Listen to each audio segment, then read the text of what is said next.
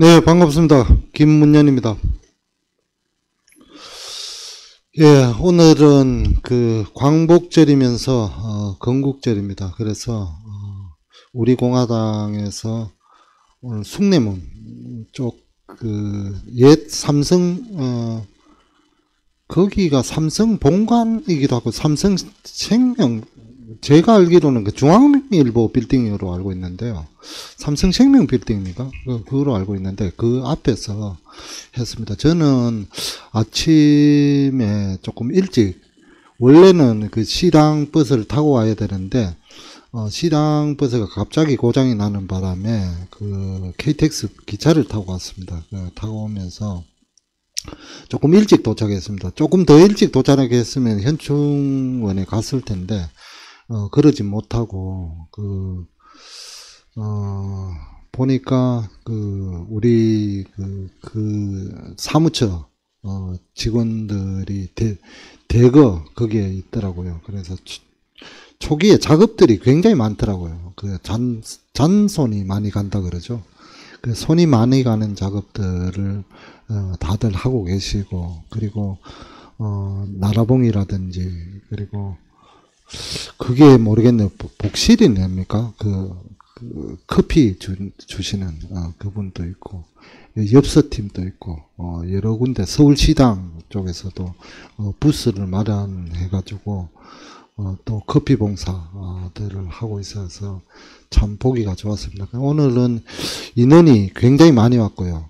여러분들이 아마 영상을 보셨을 텐데 보시는 것보다도 실제 현장에서는 열기가 더 뜨거웠고, 저는 일부 집회를 마치고 이 방송을 위해서 왔고, 제가 솔직하게 말씀드리면 저는 오늘 방송이 없는 줄 알았어요. 왜냐하면 태극기 집회도 있고 또 광복절이고 해서 또 사전에 그 어나운스먼트가 나가지 않았어요. 예고가 나가지 않아 가지고 공지가 안 올라와 가지고 저는 없는 줄로 이렇게 파악을 했습니다. 그래서 그렇지만 이제 매일 뉴스는 제가 이제 체크를 하고 있고 그래서 이제 방송을 하게 되는데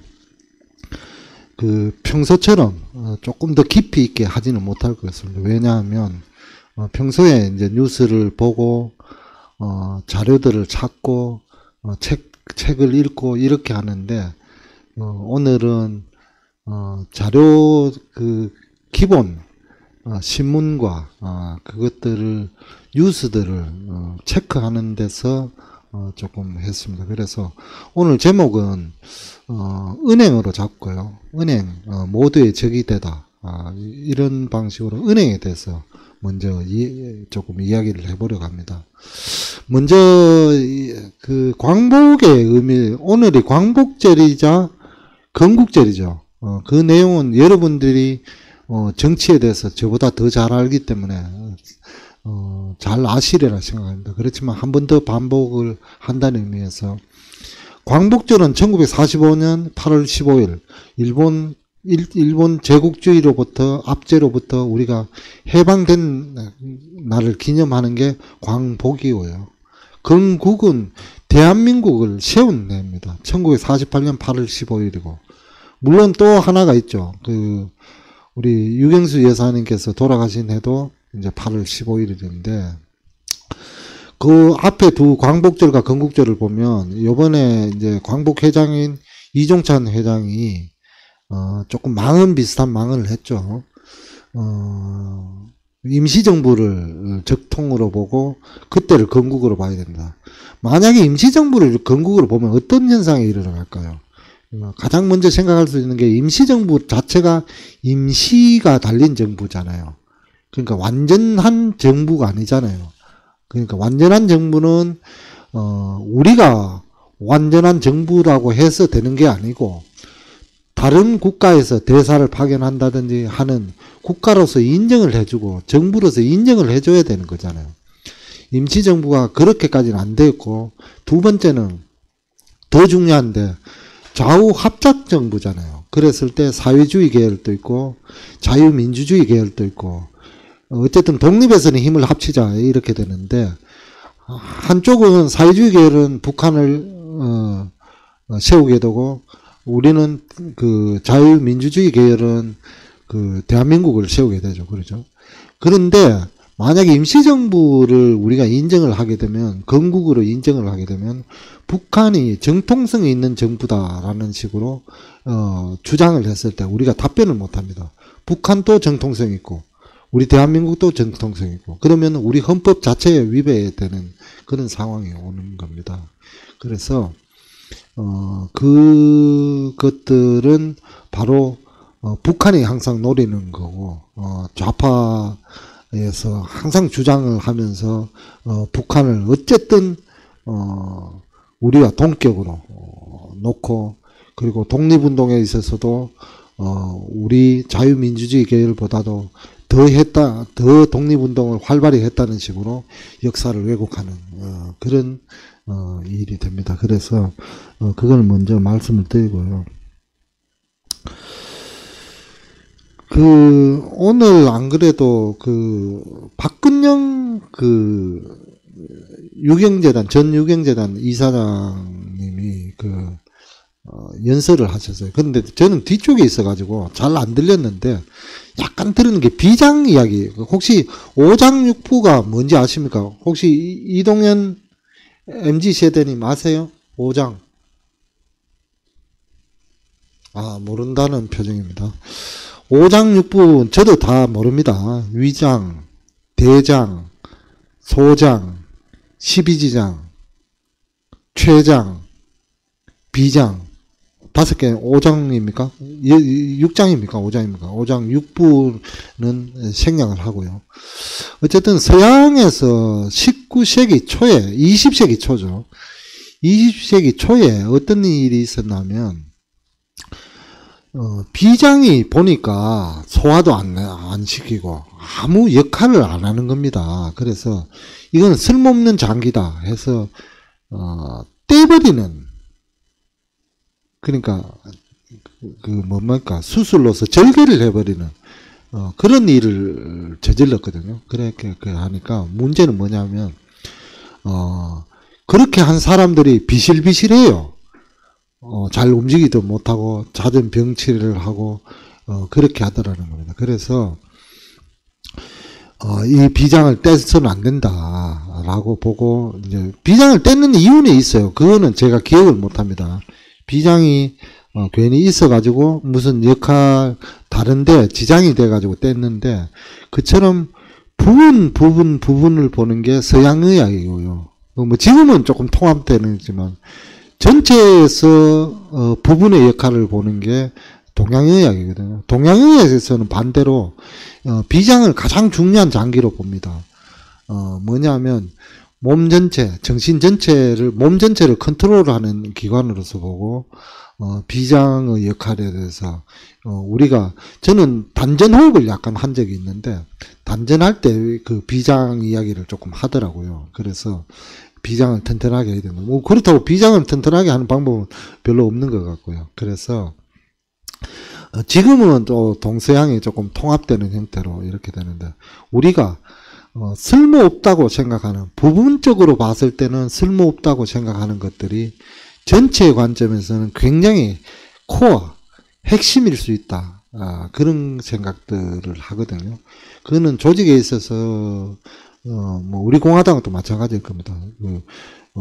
나의 개인 관점에서 하나의 부분으로 볼 때는 저 사람 필요 없어, 저 사람 필요 없어, 저 사람 필요 없어, 저 사람 나가도 괜찮아 하는데, 전체 관점에서는 그 사람이 핵심일 수도 있다. 그런 말씀을 좀 드리고 싶고요.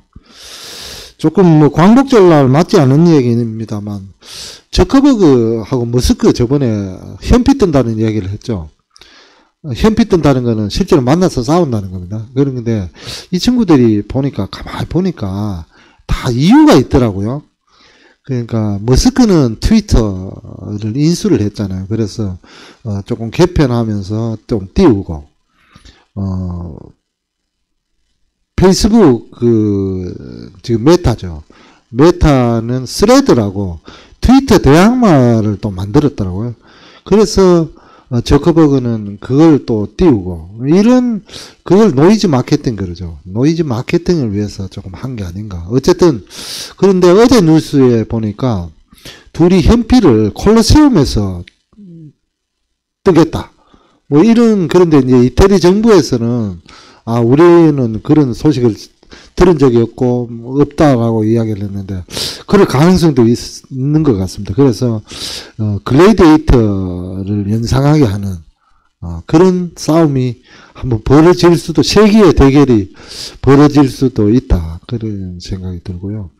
여러분들하고 그때 이제 누가 이기느냐 했을 때, 저는 저커버그가 이기는데, 아니, 몸집을 보니까 머스크가 월등히 크더라고요.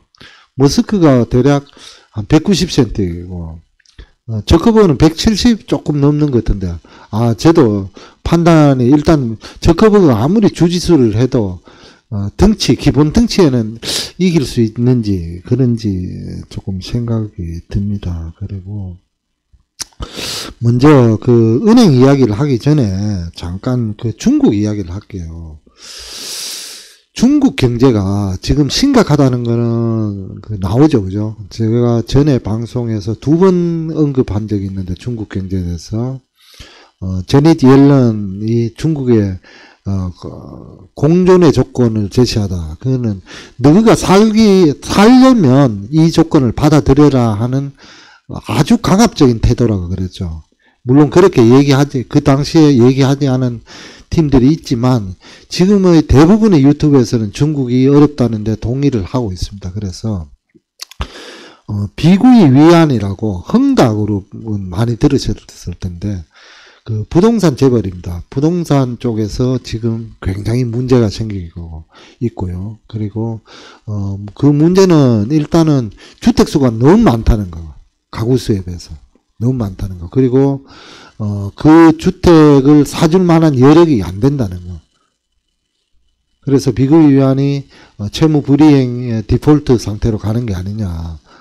지금 갔죠. 디폴트 상태로 갔는데 완전히 디폴트로 가느냐 라는 문제는 조금 지켜보면 알 것 같습니다. 만약에 디폴트로 가든 안 가든 간에 중국 경제는 드디어 끝이 나는 게 아닌가 이런 생각이 듭니다. 그러니까 완전히 끝난다, 저 중국이 사라진다 그런 뜻이 아니고요. 그러니까 미국을 위협하던 그 기세는 어디론가 사라지고 이제는 이제 역사의 뒤편까지는 아니지만 뒤편까지는 아니지만 역사에서 미국과 겨루는 그런 시기는 지나갔다라고 생각합니다. 그게 이렇게 판단해 볼 때 부동산이 중국 부동산 경제가 중국 경제의 대략 한 20에서 25% 정도 되거든요. 그러니까 그 비중이 굉장히 큽니다. 근데 미국도 그 정도는 안 커요. 미국도 그 정도는 안 큰데 이렇게 커진 이유가 시진핑이 무리하게 부동산 경기를 통해서 그러니까 경제를 성장시키려는 이런 활동을 하지 않았나 그런 의심이 들고요. 두 번째로 우리가 체크할 부분들은 중진국 함정 미드 트랩 그런 건데요. 미드 트랩 그럽니까? 그러니까 중진국 함정이라고 있죠. 한국도 한번 겪었죠. IMF 때. 중진국에서 선진국 문턱까지 가기 전에 한 번은 무너지게 되어 있는 그 과정이 아닌가. 그게 인위적으로 미국에 의한 정책에 의해서든 자국의 경쟁력의 약화에 의해서든 어쨌든 또 아니면 결합된 복합적인 위기에서든 그런 것들이 아니냐. 그래서 중국은 일어서기가 쉽지 않을 것 같습니다. 그래서 지금 IRL법, 인플레이션 리덕션 액션이라고 그러니까 인플레이션 감축법에 의해서 대부분의 투자들을 중국 투자들을 막고 미국의 투자를 유도하는 리쇼어링 하는 상태에서는 중국이 해법이 잘 없어요. 제가 저번에 한국 경제도 그런 말을 한 적이 있잖아요. 누군가는 써야 된다, 돈을. 정부가 쓰건, 가게가 쓰건, 기업이 쓰건. 기업이 쓴다는 말은 투자거든요. 그런데 외국인 투자 빠져나가죠. 가계는 실업률이 높아지면서 돈이 없죠. 정부는, 중국 정부는, 중앙정부는 그나마 나은데 지방정부가 부채가 엄청나게 심해요. 그 세 개 포인트에서 누구 하나 돈 쓸 수 없는, 그러니까 인위적으로 통화정책을 해서 하면 인플레이션이 와서 나라 자체가 망가지는 이런 상황들을, 있기 때문에, 그렇게 하지도 못하는 그런 상황인 것 같습니다. 제가 물 좀 마시겠습니다.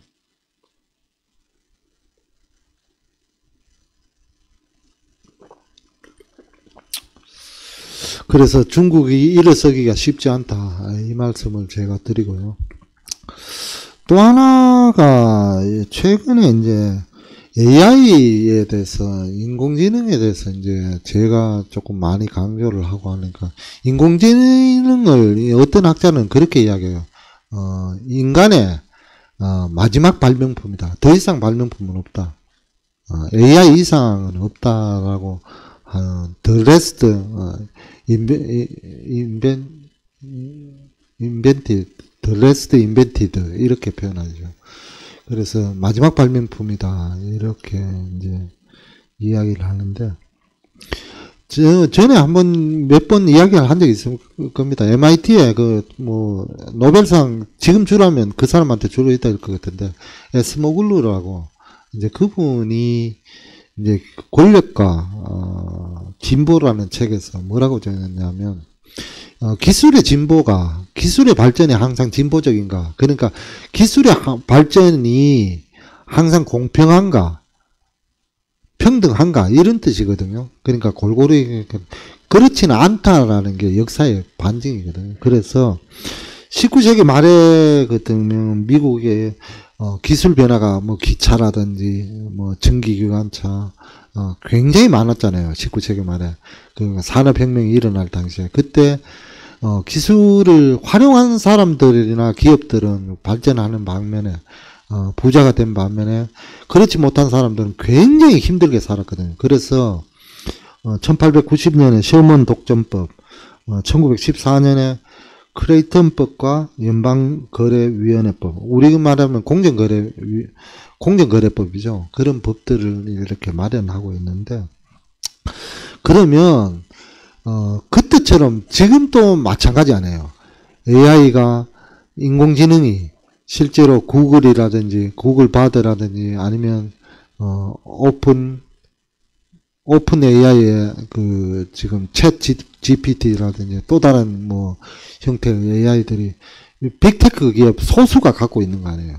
그러면 이 기업의 힘들은 계속 커지는 거 아니에요. 그러면 이걸 규제를 할 것이냐, 19세기 말같이, 아니면 다른 어떤 제도, 인스티튜션을 만들 수가 있느냐라는 거죠. 저는 그래서 계속 공약에서도 말씀드렸다시피 우리 공화당은 인공지능의 발전 자체는 막지 않는다. 그렇지만 성과물, 과실물에 대해서는 우리 모두가 나눌 수 있게끔 해야 된다. 그 근거는 무엇이냐? 이거는 제 가설인데요. 지금 인공지능이 활용하는 지식 자체가 사실은 인류가 그동안에 쌓아올린 인간 모두의 창작물이잖아요. 그걸 지금 활용해서 자기가 새롭게 만들고 있는 거잖아요. 그렇다면 그 AI 창작물의 권한의 일부, 전체는 아니어도 일부는 전 국민에게 있는 게 아닌가. 그게 저는 철학적인 그거라고 생각을 하고요. 그리고 예전에 이제 그 역사를 보면, 미국의 역사를 보면 이제 규제를 하고 그 다음에 이제 포드사가 있는데, 포드 자동차 아시죠? 포드 자동차가 컨베이어 벨트라는 것들을 발견을 하게 됩니다.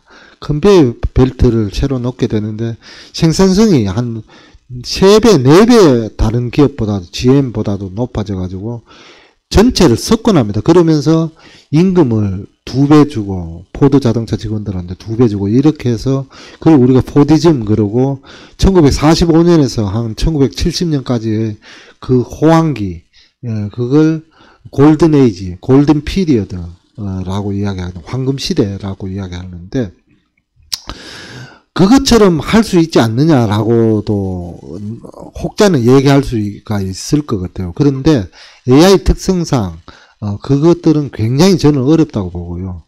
빅테크 기업이 클 만큼 크도록, 한국은 특히 아직 네이버라든지 삼성에서 챗 GPT에 대항할 만한 그런 인공지능을 아직 내놓지 못하고 있잖아요. 그렇다면 제가 이야기하듯이 조금 더 기술 개발하게끔 독려를 하고, 이걸 규제할 게 아니라 독려를 하고, 거기서 과실이 난다면 그것들 복지적인 차원에서, 경제학적인 차원에서가 아니고 복지적인 차원에서 나누는 그런 것들이 바람직하지 않느냐.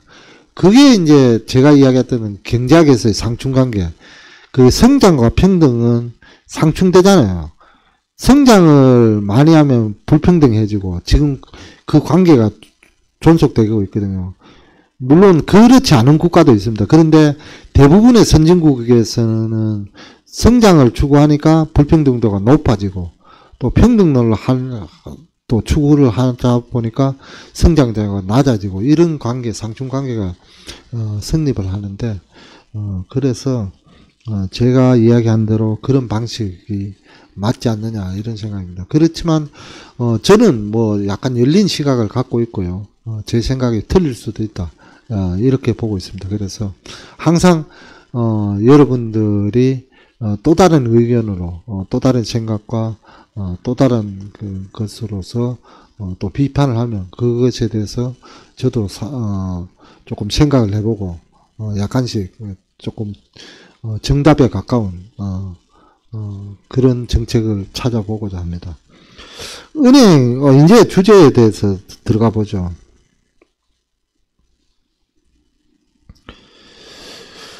은행이, 제가 이야기했죠. IMF 때 그렇게 은행이 다 무너졌잖아요. 우리가 알던 제1은행, 조흥은행은 피인수됐고, 동남은행, 그 다음에 지방은행들 대부분 무너졌잖아요. 그런데 그 은행이 최근 고금리로 상당히 돈을 많이 벌었잖아요. 그런데 그것들이 활용되는 것이 사회에 대한 책임들이 그만큼 따르지 못하고 있다는 게 인식이잖아요. 그렇다고 경쟁을 해서 대출 금리를 내려주는 것도 아니고, 예대율 차는 예금 금리와 대출 금리의 차이는 더욱 커지는 이런 문제가 발생을 하잖아요. 그래서 여러분들도 이 부분에 대해서 안 그래도 대표님이 연설을 하실 때 몇 번 이 말씀을 하시더라고요. 대출 금리가 너무 높다고. 저는 저도 마찬가지로 대출을 좀 받고 있는데, 대출 금리가 너무 높아요. 그래서 이런 부분에 대해서 이제 은행이 역할을 해야 되는데, 원래 은행은 돈을 받아가지고 대출을 해주고, 이게 IMF 전에는 여러분 지금 상황하고 굉장히 달랐어요. 은행이 굉장히 공격적인 대출을 어디에 해줬냐면 기업에 해줬어요. 기업에 해주면서 굉장히 기업은 생산적이잖아요. 여기서 생산적이라는 말은 기업이 고용을 하고 수출을 하고, 어쨌든 내수기업도 고용을 하기 때문에 기업이 돌면 전체 경제가 순환이 되잖아요. 그리고 성장을 하게 되잖아요. 그런 역할을 했는데, IMF 때 기업들이 많이 무너지고 은행들이 도산하면서, 특히 제1은행이 이제 기업 대출 비중이 높았는데, 그때 이제 망하고 난 뒤에 은행들이 가계대출로 완전히 방향을 틉니다. 가계대출은 거의 부실의 위험들이 없기 때문에 실질적으로 거의 땅 짚고 헤엄치기라고 하죠. 그런데 이제 은행들이 과점 형태 비슷하게 있었고, 지난 정부에서 카카오뱅크라든지 K뱅크입니까?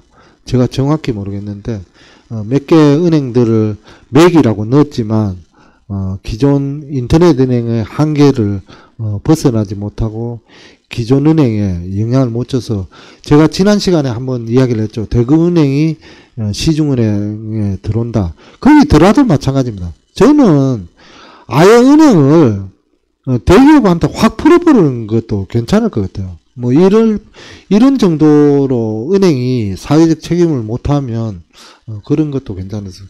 그런데 유럽에서 재밌는 기사가 났더라고요. 횡재세라고. 횡재. 그러니까 팬데믹으로 횡재를 얻은 은행들에 대해서 그걸 세금으로 환수하는 그런 작업들을 하고 있더라고요. 그런데 이게 맞는지에 대해서는 저도 조금 고민을 해야 되겠습니다. 지금 여기서는 답변하기가 힘들고요.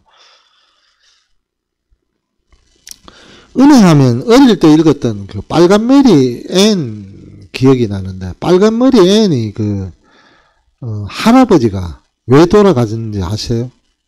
그 책에 나와 있는데, 왜 돌아가셨냐면, 지역에, 그때 스위스죠, 그쪽이. 스위스의 지역, 그러니까 은행이죠. 우리나라로 따지면 새마을금고택이죠. 그게 파산을 하면서 그동안 모아뒀던 전 재산을 잃게 됩니다. 그래서 심장마비로 아마 돌아가신 거로 제가 기억을 하는데, 어쨌든 은행이 그런 역할을 해야 된다. 두 번째 또 하나 이야기는, 요즘 뭐 은행에 보면 직원들의 BNK 같은 경우도 뭐 몇백억 이상을 횡령한 사태가 있었죠. 그게 심심찮게 나오고 있습니다. 그것들은 은행들이 얼마나 지금 관리 감독이 조금 부실하냐, 그거는 은행 탓이기도 하고 금융감독원의 역할들이 조금 미흡한 게 아니냐, 저는 그렇게 생각하고요.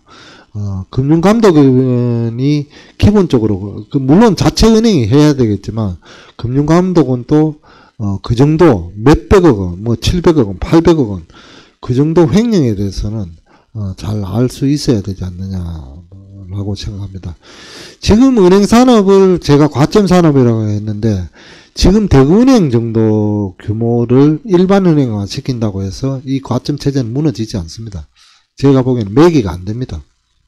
즉 우리 공화당이 주장하듯이 삼성은행, LG은행, 뭐 하나은행, 이걸 채우도록 만들어야 됩니다. 그래서 과감히 은행 들어가기도 쉽거든요. 왜냐하면 미국 같으면 은행이 보험사도 하고 다 하잖아요. 그죠? 그런데 우리는 지금 각기 분리를 시켜놨잖아요. 보험, 증권, 은행 다 분리를 시켜놨잖아요. 그걸 통합하는 게 이제 그게 종합금융이라 그러나? 제가 정확한 용어는 나중에 다음 시간에 한번 찾아드리겠습니다. 그래서 금융의 어떤 복합화랄까, 융합, 그런 거를 통해서 이 은행의 어떤 사회적 책임을 반하는 이런 행동들을 막아야 된다, 이런 생각입니다. 그리고 오늘 국제뉴스로 하나 떴는 게, 미국이 최저법인세, 드디어 아까 이야기랑 비슷합니다. 아까 이야기랑 비슷하다는 게 뭐냐면, 그러니까 AI 기업들에 대해서 자꾸 도망가니까 법인세 최저 몇 프로, 15%는 받아야 되겠다 해서 그것들을 하는데 민주당대로 잘 안 되고 있습니다. 그것은 공화당에서 아마 반대를 하고 있을 싶은데, 물론 제가 생각하는 방법도 세금의 방식입니다만, 초기에 벌써 세금을 강제적으로 그렇게 거두면 기업이 인공지능에 대한 어떤 기업의 발전에 대한, 성장에 대한 유인들이 약해지기 때문에 굉장히 조심해야 된다. 저는 최저법인세 방식은 아니다라고 생각하고 있고요. 그래서 그런 게 나왔고, 또 하나 기사를 보자면 아르헨티나 기준금리가 118%를 합니다. 아르헨티나에 돈을 넣어두면 1년에 2배가 된답니다. 그렇지만 인플레이션이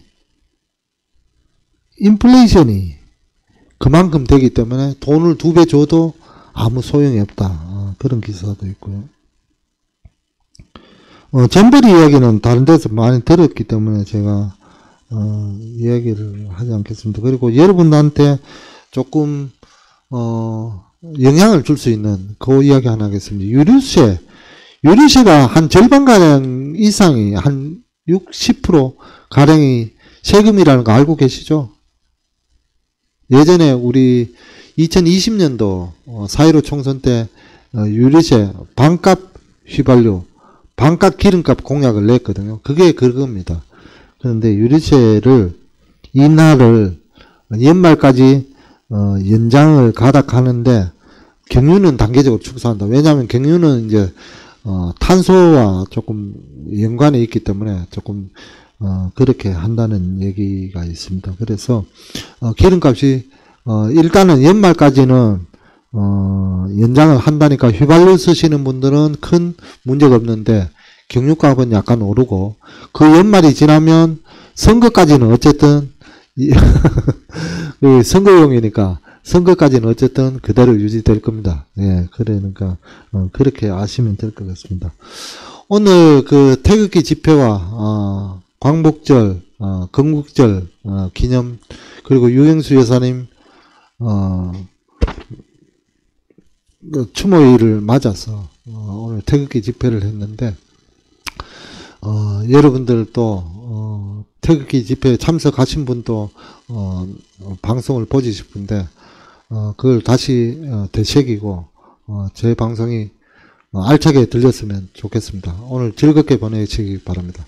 예, 감사합니다.